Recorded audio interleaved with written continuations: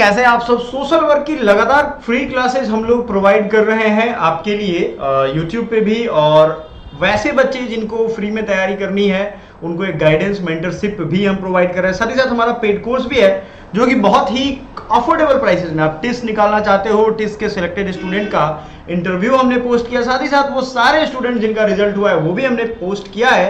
आज पढ़ाने वाला हूं आपको नीड का कॉन्सेप्ट। ये इतना कंफ्यूज हो जाता है ना बच्चे, इसमें इससे क्वेश्चन जरूर आता है। ये वीवीआई नहीं है, वीवीआईपी क्वेश्चन है, ये याद रखना।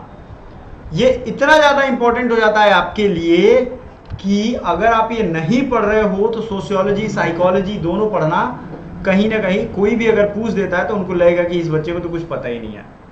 तो थोड़ा सा बैकग्राउंड हम लोग देख लेते हैं कि हमने क्लास का सीरीज कंटिन्यू किया, ये सारा आपको मिल जाएगा आपके प्लेलिस्ट में, एमएसडब्ल्यू के प्लेलिस्ट में। अब समझते हैं कि क्या बात है यहाँ पे।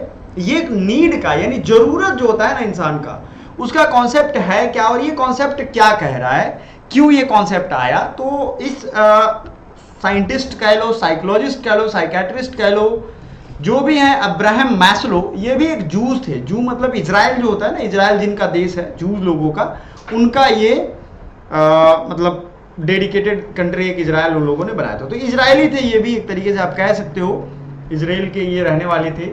तो जूस थे, 1908 में इनकी जन्म हुई थी। उसके बाद आपने देखा कि 60 लाख यहूदियों को हिटलर ने इसलिए मरवा दिया क्योंकि यहूदियों ने ईसा मसीह को क्रूसीफाई किया था। वो नहीं होता है, वो उस पर चढ़ा दिया था सूली पे।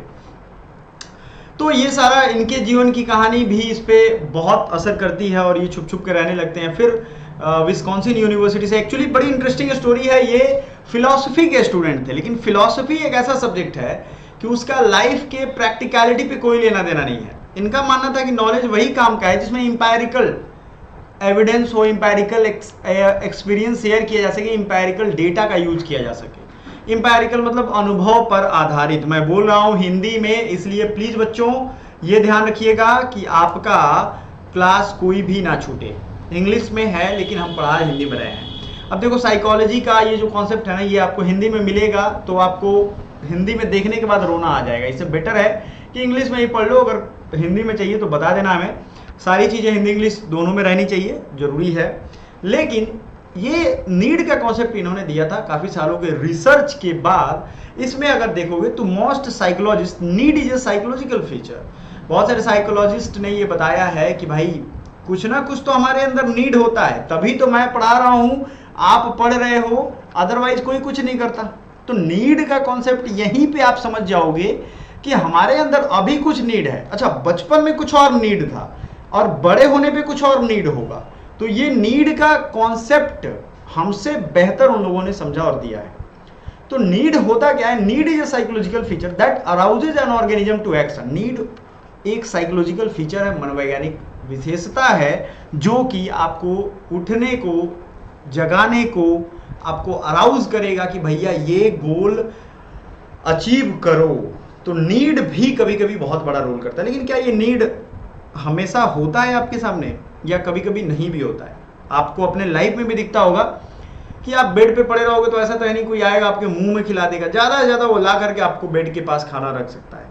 तो आपको भूख की नीड होगी ना, तभी आप खाओगे। और यहीं से पहला सिद्धांत इनका शुरू होता है। ये सिद्धांत में क्या है? First introduced the concept of hierarchy of needs. Hierarchy मतलब एक के बाद एक, फिर दूसरा, फिर तीसरा, फिर चौथा। ये हायरार्की ऑफ नीड्स होता है। और ये कॉन्सेप्ट जो है हायरार्की ऑफ नीड्स 1943 में, 1943 में टाइटल किया था इन्होंने, the theory of human motivation.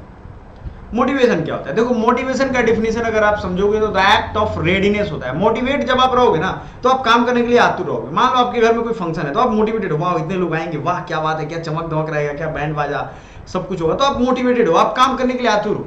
अगर आप आलसी हो ना उस समय तो आप मोटिवेटेड नहीं हो, आप निराश हो। अब देखना क्या होता है ना, शादी में ही एक एग्जांपल मैं समझाता हूं आपको। शादी में ही कोई ऐसा होता है जो निराश हो जाता है और वो बैठ जाता है जाकर के कहीं, तो उसको देख करके आप भी निराश हो जाओगे कि उसको वो मतलब डीमोटिवेट हो गया, उल्टा हो गया मोटिवेशन का उसके साथ। मोटिवेटेड रहता तो अरे कोई बात नहीं, चलो होता है, बाद में देखेंगे, इनको मैच्योरिटी नहीं है ना अभी, बाद में देखेंगे। सो आपको हम समझाएंगे कि क्यों ये जरूरी है साइकोलॉजिकल सेफ्टी। ये चीज समझ लोगे ना तो ये जो देगा ना आपको सजाने के लिए लाइन बाय लाइन या चूज करने के लिए कि इसमें से कौन सेल्फ एक्चुअलाइजेशन है, आप हमें बताओ तो आप बता दोगे। ठीक है, तो आपको हम बता रहे हैं, इन्होंने पहले तो इनकी थ्योरी का नाम लिखो, थ्योरी ऑफ ह्यूमन मोटिवेशन, और इनकी सब्सिक्वेंट बुक जो थी, किताब का नाम याद रखिएगा, मोटिवेशन एंड पर्सनालिटी। आपके एंट्रेंस एग्जाम में ये बुक का नाम भी पूछा जाएगा, लाइन से सीरीज वाइज आपकी आ रही है क्लास, आप जरूर ज्वाइन करो उसको, भरोसा करो। बेहतर समझना है, ये नोट्स चाहिए, इससे भी एडवांस नोट्स चाहिए आपको, क्योंकि भाई फ्री क्लास तो फ्री क्लास है, तो मैं आपको अपने क्लासेस में प्रोवाइड कर दूंगा। 3,000-4,000 रुपए कोई बहुत बड़ी चीज़ नहीं है, लेकिन टिप्स में चले जाओगे तो पैकेज 20-20 लाख 25-25 लाख से शुरू होंगे, लेकिन वहां पहुंचने का एग्जाम तो भाई टफ है। ठीक है, सो ये जर्नी को संभल के भटकना नहीं है, मंजिल पे पहुंचना है। मोटिवेशन एंड पर्सनालिटी इनका बुक था। ये हायरार्की में देखोगे आप, सब्सिक्वेंट हायरार्की बढ़ता जाएगा, जिसमें सबसे नीचे के लेवल पे क्या होता है, ब्रीदिंग यानी सांस लेना, ये आपकी पहली जरूरत है। फूड, वाटर यानी खाना पीना, ये सबसे पहली जरूरत है। अगर आप खाना पीना और सांस ले रहे हो तब आप सेक्स का सोचोगे। उसके बाद स्लिप, सोना भी इसमें ही आएगा। होम्योस्टासिस एंड एक्सक्रीशन, आप भाई खाते हो तो एक्सक्रीशन भी करते हो, पोटी भी करते हो। ठीक है, तो ये सारी चीजें पाइए, बायोलॉजिकल है लेकिन आपको फिजियोलॉजिकल में आएगा, शरीर से संबंधित ये सारा कुछ है, क्योंकि सबसे पहला नीड जो है ना वो यही है। तो सबसे नीचे क्वेश्चन भी आ चुका है, ध्यान से सुनो, प्रीवियस ईयर क्वेश्चन जाकर के आप सॉल्व किया हुआ है, जाकर के देखो। लिंक चाहिए कमेंट करो, लिंक हम आपको दे देंगे। तो सेफ्टी नीड है, जो भी बच्चा हमें कमेंट करेगा उसको पिन कर देंगे, आप वहां से ले सकते हो। अब साइकोलॉजिकल, फिजियोलॉजिकल और साइकोलॉजिकल में देखो, साइकोलॉजिकल मनोवैज्ञानिक, फिजियोलॉजिकल मतलब शारीरिक। तो फिजियोलॉजिकल में क्या होता है, ब्रीदिंग होता है, सांस लेना, फूड वाटर ये चाहिए। ऐसा भी नहीं है कि आप वाटर ना मिले फूड मिल जाए तो चल जाएगा, या फूड मिल जाए वाटर मिल जाए फूड ना मिले तो, ऐसा नहीं होगा। Homeostasis and excretion. फिर आते हैं सेफ्टी नीड के बारे में, सिक्योरिटी ऑफ। अब देखो, जब आप खाना पीना रहना सोना ये सब हो जाएगा ना, तब आप सोचोगे भाई अब थोड़ा सेफ्टी के बारे में सोचा जाए। खाना पीना तो हमारा हो गया, दूसरे नंबर पे आप सोचते हो कि सिक्योरिटी ऑफ बॉडी, मतलब कपड़ा खरीद लें, कपड़ा पहन लें, मजबूत कपड़ा पहने, घर बना ले, थोड़ा मोड़ा नौकरी करके पैसे कमा ले, रिसोर्सेज होने चाहिए। मोरालिटी के बारे में भी थोड़ा सोचोगे कि नहीं भाई घर में ही रहते हैं, बाहर नहीं घूमना चाहिए, मूड हो गया है ना, या कोई गलत हरकत अगर आप कर रहे हो तो बाहर नहीं करोगे। मोरालिटी के बारे में थोड़ा थोड़ा सोचोगे आप। रिसोर्सेज के बारे में सोचोगे कि भाई पानी है तो बचा लेते हैं, कल खेती करेंगे इससे। फैमिली के बारे में सोचोगे, हेल्थ एंड प्रॉपर्टी के बारे में सोचोगे। इतना सारा चीज आप तब सोचोगे जब आपका फिजियोलॉजिकल नीड पूरा हो जाए, यही तो इसकी खासियत है। आपको मैं अगले इसमें भी दिखाऊंगा। तो फिजियोलॉजिकल हुआ, सेफ्टी हुआ, ठीक है। तीसरा है बिलोंग। अब जब दो चीजें हो जाएगा ना, सेफ्टी वाले में जब आ जाओगे आपकी, चलो थोड़ा काम की सेफ्टी हो गई, भाई हमें काम मिल रहा है, हमें लोग पहचानने लगे हैं, थोड़ी इज्जत भी देने लगे हैं, हेल्थ भी मेरा ठीक है, तब जाकर के आप क्या सोचोगे आगे, आप सोचोगे कि चलो भाई अब जो अगला चीज हमें चाहिए वो चाहिए क्या, वो हमें चाहिए प्रॉपर्टी थोड़ा बना ले, रिसोर्स बना ले। तो ये सेफ्टी में आता है। ये सब सोचता है आदमी कि बाद में काम आएगा, इसलिए सेफ्टी वाला ये मुद्दा है। क्लियर है ये चीज? क्लियर है बच्चों? इसमें कुछ भी ऐसा है जो आपको समझना है तो बिल्कुल नहीं, ऐसा है ही नहीं कि आप ना समझे, ठीक है। अब अगला है लव या बिलोंगिंग। जब इतना हो जाएगा ना तो लव या बिलोंगिंग क्या आएगा, फ्रेंडशिप, फैमिली, सेक्सुअल इंटीमेसी। अच्छा, बहुत लोग ये सवाल पूछ सकते हैं कि सर सेक्स यहाँ पे लिखा है, सेक्सुअल इंटीमेसी वहां पे लिखा है, तो सीधा समझ लो वो इंटीमेसी है। मतलब उस समय हम सोचेंगे घर बना लें, किसी को अपने घर पे रख लें, शादी कर लें, और ये सेक्स हुआ जैसे आप जानवरों को देखते हो वो टाइप का, वो जरूरत वाली बात है। तो ये ऐसा होता है, ठीक है। क्योंकि मैच्योरिटी के स्टेज पे आप लोग हो तो ये चीजें समझ सकते हो। तो लव या बिलोंगिंग में थर्ड नंबर पे आएगा। ऐसा नहीं है कि फिजियोलॉजिकल के बाद लव बिलोंगिंग आएगा, नहीं। लव बिलोंगिंग तो तब आएगा ना, आप घर पे किसी को तभी रख सकते हो जब घर हो सुरक्षित, नौकरी हो सुरक्षित। ये तो अभी भी तो है, आप देखते हो किसी की नौकरी नहीं, वो बेकार नकारा आदमी है, दिन भर इधर उधर घूमता रहता है, उसकी शादी ही नहीं होती। क्यों भाई? क्योंकि लोग, सोसाइटी ये समझ रहे हैं कि अब्बा तो कहते हैं उसकी शादी करा दो, वो काम करने लगेगा, ठीक है, तो वैसा होगा तभी काम करेगा, वो काम का आदमी होगा तभी काम करेगा। मान लो कोई व्यक्ति है जो दिन भर पी के पड़ा रहता है, उसका शादी करवा भी तो क्या फायदा, वो आप ही का नुकसान करेगा, है ना। स्टीम, आपको एक चीज का यहाँ ध्यान रखना है कि लव बिलोंगिंग के बाद स्टीम होता है। जैसे आपने शादी वादी कर ली तो अब आपको self esteem, confidence, achievement, respect of others, आप सोचोगे कि भाई हम भी किसी को रेस्पेक्ट दें, अच्छे से बात करें। आपने देखा होगा कि जब इतना सब कुछ हो जाता है ना, लव बिलोंगिंग भी हो गए, आपके जान पहचान वाले लोग हो गए, तो आप क्या करते हो, अपने सोचते हो कि भाई इज्जत दे दूसरे को, दूसरे भी हमें इज्जत दे, जाएं तो हमें प्रणाम करें, नमस्कार करें, बैठिए यहाँ बैठिए, वो करिए।